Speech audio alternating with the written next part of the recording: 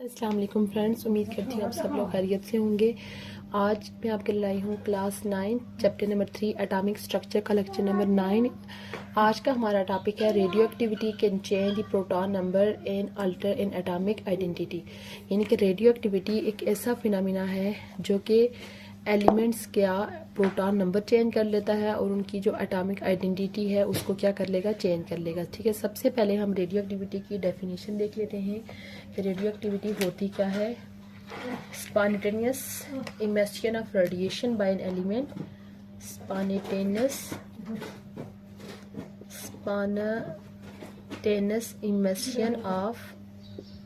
Emission of radiation by an element यानी कि किसी एलिमेंट के अंदर से रेडिएशन, और उसके बाद वो एलिमेंट जिसके अंदर से रेडिएशन चार्ज हो रही होती हैं उस एलिमेंट को बोला जाता है रेडियो एक्टिव एलिमेंट। बेसिकली होता ये है कि नेचुरली कुछ एलिमेंट्स की ये प्रॉपर्टी होती है कि उनके अंदर से मुसलसल क्या हार्ज हो रही होती हैं, रेडिएशन हार्ज हो रही होती हैं।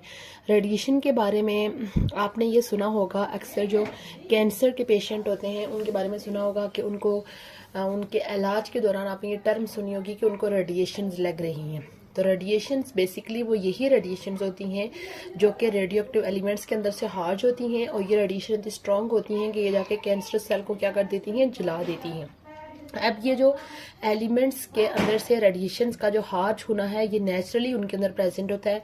कुछ एलिमेंट्स नेचुरली यानी कि वो इतने स्टेबल नहीं होते, उनके अंदर से मुसलसल रेडिएशंस हार्ज होती जाती हैं। हार्ज होते होते यानी वो एक एलिमेंट से दूसरे, दूसरे से तीसरे, तीसरे से चौथे में कन्वर्ट होती रहती हैं, और एक टाइम ऐसा आता है कि वो एक स्टेबल एलिमेंट के अंदर कन्वर्ट हो जाती हैं जहां से फर्दर रेडिएशन हार्ज नहीं होती। कुछ एलिमेंट्स होते हैं वो नेचुरली पाए जाते हैं, और कुछ एलिमेंट्स ऐसे भी हैं जिनको आर्टिफिशियली लैब के अंदर भी प्रिपेयर किया गया है जो कि as a radioactive element काम करते हैं, और उनसे फिर डिफरेंट तरह के यूज दिए जाते हैं जो कि आगे हम अपने इनकमिंग लेक्चर्स के अंदर देखेंगे कि रेडियो एक्टिव एलिमेंट्स का क्या यूज है। उसके बाद जैसे मैंने आपको एक यूज बता दिया कि रेडियो एक्टिव एलिमेंट से निकलने वाली रेडिएशंस को आगे कैंसरस पेशेंट के इलाज के लिए यूज किया जाता है। ठीक है, यानी कि वो प्रोसेस जिसमें एलिमेंट्स के अंदर से रेडिएशंस निकलती है उनको बोलते हैं रेडियो एक्टिविटी, और वो एलिमेंट्स जो कि रेडिएशंस को हार्ज करते हैं उनको बोलते हैं रेडियो एक्टिव एलिमेंट्स। उसके बाद हमारे पास कोई भी एक एलिमेंट ही होता है, तो एलिमेंट्स के डिफरेंट तरह के आइसोटोप्स होते हैं। आइसोटोप्स मीन कि एक एलिमेंट के ही आगे डिफरेंट एटम्स होते हैं। ठीक है, एलिमेंट के आगे डिफरेंट एटम्स होते हैं जिनको बोला जाता है आइसोटोप्स। ठीक है, अब ये जो एलिमेंट के ये डिफरेंट एटम्स होते हैं ये इस तरह से होते हैं कि इनका जो प्रोटॉन नंबर होता है वो होता है सेम, प्रोटॉन नंबर सेम, लेकिन इनका जो मैस नंबर होता है वो होता है डिफरेंट।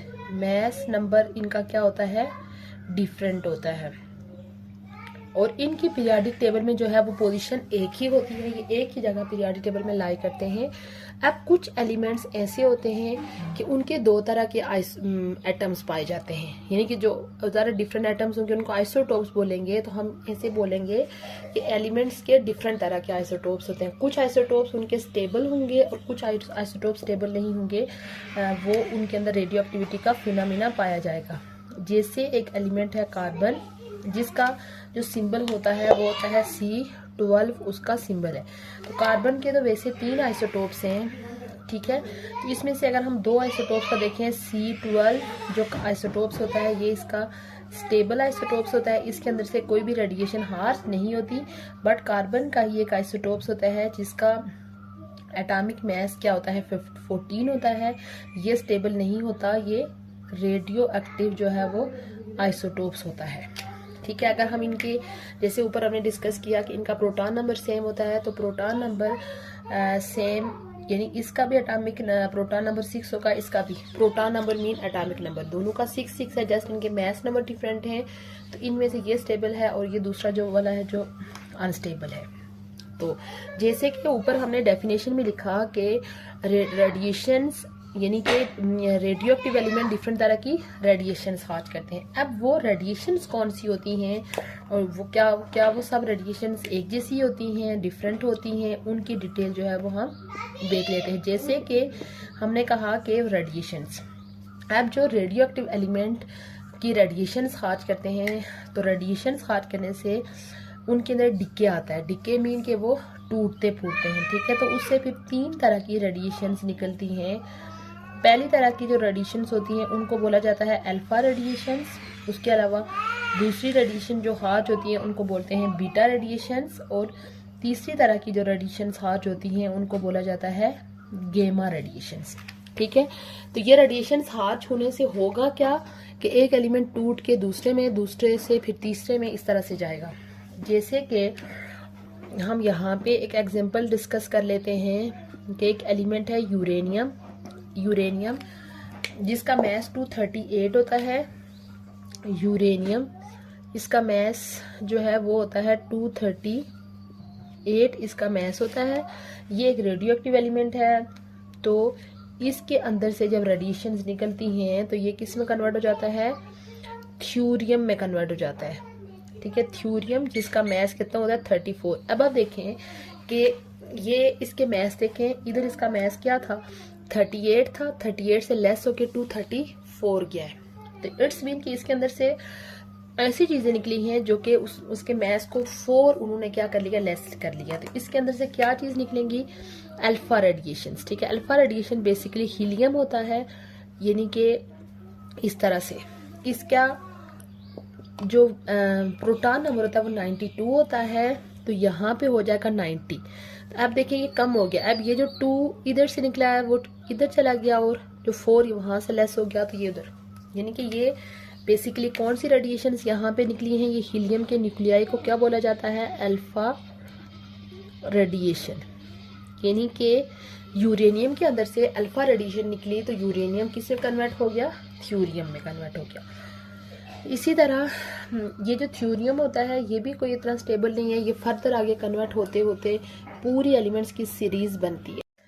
वो उस सीरीज की डिटेल में हम यहाँ पे तो नहीं जाएंगे क्योंकि वो एक अलग टॉपिक रेडियो एक्टिविटी का आ जाता है उसमें। लेकिन अभी जस्ट हमारा टॉपिक क्या है कि radio activity can change the proton number and alter its atomic identity. ये रेडियो एक्टिविटी की वजह से एलिमेंट्स का प्रोटॉन नंबर भी चेंज हो जाता है और उसकी आइडेंटिटी। अब आप देखें यहाँ पे ये किस फॉर्म में था, यूरेनियम के फॉर्म में था। तो यहाँ पे रेडियो एक्टिविटी हुई यानी रेडिएशन निकली, तो रेडिएशन निकलने से उसकी आइडेंटिटी चेंज हो गई।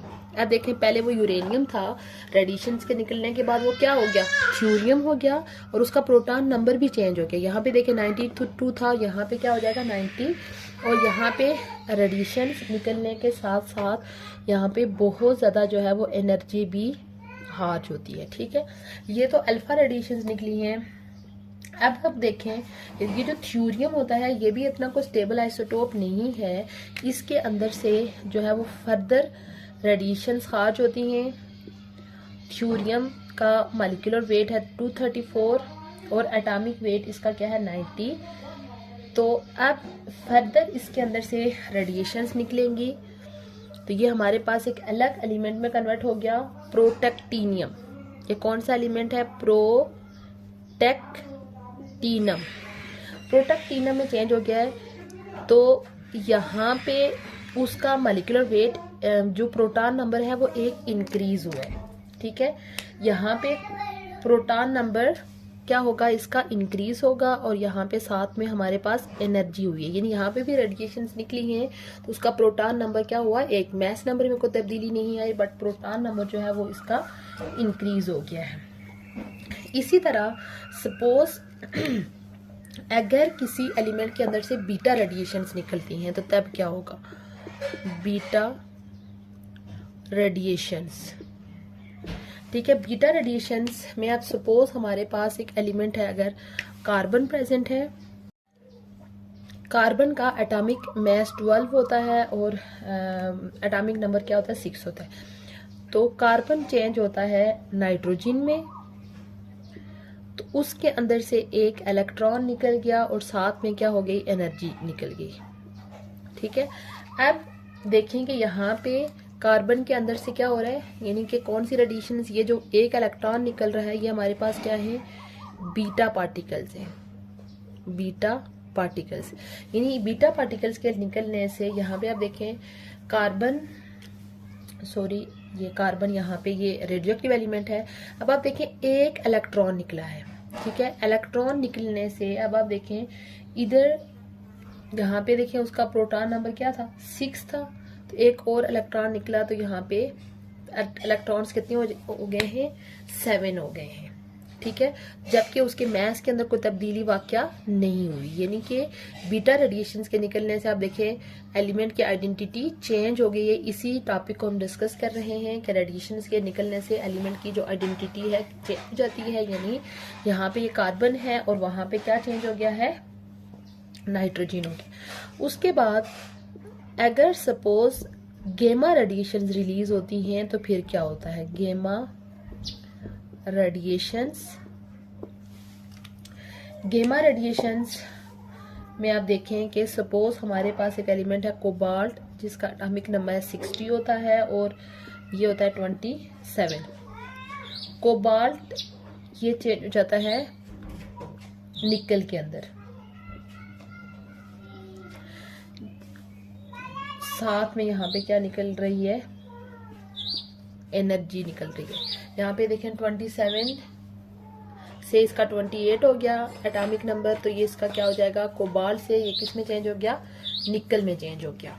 यानी कि आप इस पूरे टॉपिक के अंदर देख सकते हैं कि डिफरेंट, यानी एलिमेंट पहले अलग फॉर्म में है, लेकिन उसके अंदर से जब डिफरेंट तरह की रेडिएशन निकल रही हैं तो एक टोटली न्यू एलिमेंट के अंदर क्या होता है, कन्वर्ट होता जा रहा है। यानी कि ये टॉपिक यहाँ पे क्यों हम डिस्कस कर रहे हैं प्रोटॉन नंबर के साथ, क्योंकि जब हम प्रोटॉन नंबर की डिटेल पढ़ रहे थे तो उसमें हमने कहा कि प्रोटॉन नंबर केमिकल रिएक्शंस के अंदर भी चेंज नहीं होता, ये एक परमानेंट प्रॉपर्टी है। बट ये उसी से रेलिवेंट ये टॉपिक उन्होंने यहाँ पे बुक में दिया हुआ है, क्योंकि ये अब देखें कि वो एलिमेंट जब उसका प्रोटॉन नंबर चेंज हुआ है तो वो एलिमेंट वो नहीं रहा, बल्कि वो एक नया एलिमेंट बन गया है, ठीक है। इससे भी आप आइडिया लगा सकते हैं कि प्रोटॉन नंबर कितना अहम है और ये हर एलिमेंट का फिक्स है, ठीक है।